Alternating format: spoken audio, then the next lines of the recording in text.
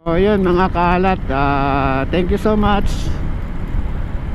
sa panonood ng aking video at salamat sa Diyos. At yun, gabayan nawa tayo, bigyan nawa tayo ng mahabang pasensya sa madadaanan nating mga hindi kaaya-ayang sitwasyon sa trapiko, sa mga kasabay natin sa kalsada. Bigyan nawa tayo ng mahabang pasensya at pangunawa. So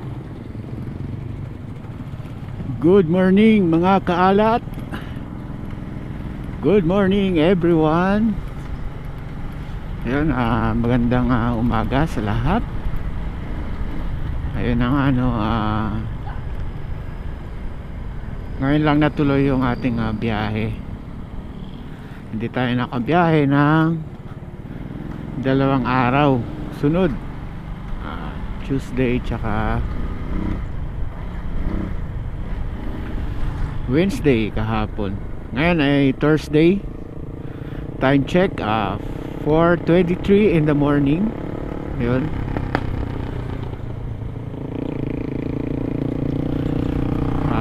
Hindi natuloy yung ating night shift kagabi,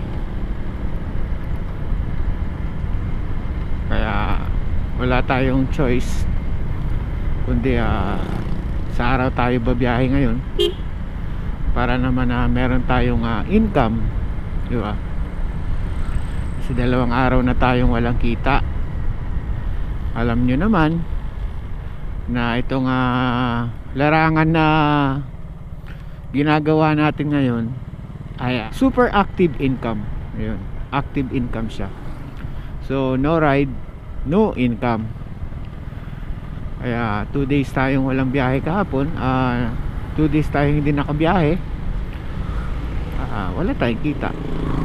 So yan. Reason naman bakit di tayo nakabiyahe ng Martes is yun nga, nung umaga ay every Tuesday kasi in the morning 7 to 12 ay gumaganap tayo ng ating tungkulin bilang security sa iglesia. At after nga nun, pagdating ng hapon ay yun sana yung chance natin makabiyahe. Kaya lang ang ginawa ko noon is inayos natin to si Black Hook, itong ating motor na ginagamit sa pagpapasada sa joyride.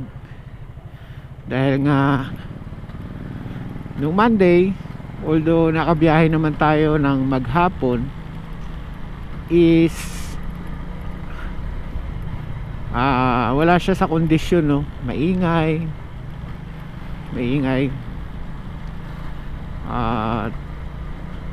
pangit yung ating shock, sobrang tigas. So medyo naparami yung lagay ko, although nasa tamang sukat naman, pero maliit lang yung gap na iniwan ko, yung play na iniwan ko sa shock. Kaya pagka nalulubak tayo na humps, talagang alog pati katawan natin. Ayun. So ayun, kaya nung Martes na hapon inayos natin yun. At ayun, sa awa tulong ng Panginoon naging okay naman. At yun na nga, kampante tayo kahapon, Wednesday, kasi ang plano talaga natin is sa gabi tayo babiyahe. So paglabas natin ng alas 4 kahapon, paalis pa lang ako ng garahe, unang piga ko ng silinyador is naputol. Tapos naghang yung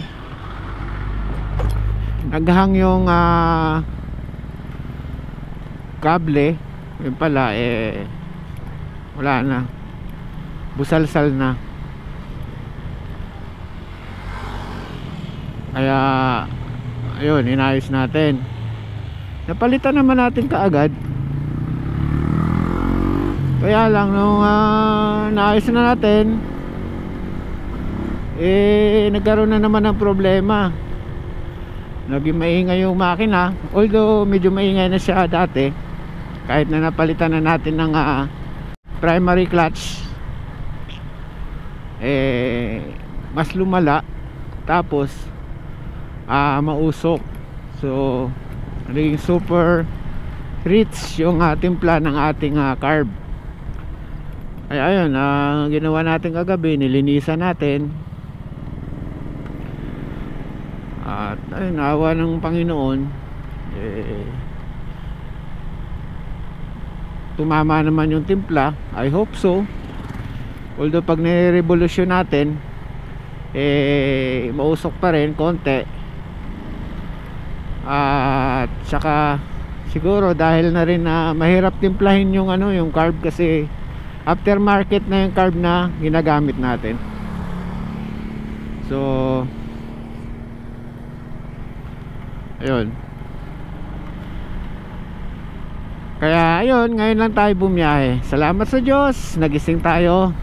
At loobin sa awa at tulong ng Panginoong Diyos ay gabayan tayo buong maghapon sa biyahe natin ngayon. At ayun, para kumita naman tayo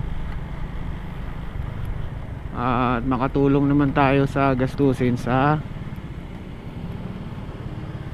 bahay. Yun. So ayun mga kaalat, ayun yung nangyari sa atin. So salamat nga pala sa panonood nyo sa aking mga YouTube, sa aking video.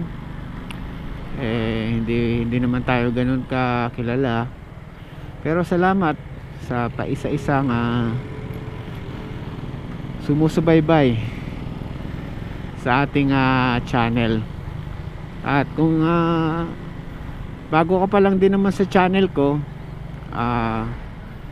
baka pwede kitang maging kaibigan at mahingi ko ang iyong suporta. At baka pwede nga paki-subscribe, like, and comment down below kung ano yung gusto mong sabihin, or pwede kung anong gusto mong advice para sa akin, or para magustuhan mo yung mga susunod kong video. Yun. So ayun, nandito tayo ngayon sa San Jose. At magpapagas muna tayo. So ayun mga kaalat, thank you so much sa panonood ng aking video. At salamat sa Diyos. At yun, gabayan nawa tayo, bigyan nawa tayo ng mahabang pasensya sa madadaanan nating mga hindi kaaya-ayang sitwasyon sa trapiko, sa mga kasabay natin sa kalsada. Bigyan nawa tayo ng mahabang pasensya at pangunawa. So ayun mga kalat, update ko ulit kayo mamaya. Bye bye, peace out.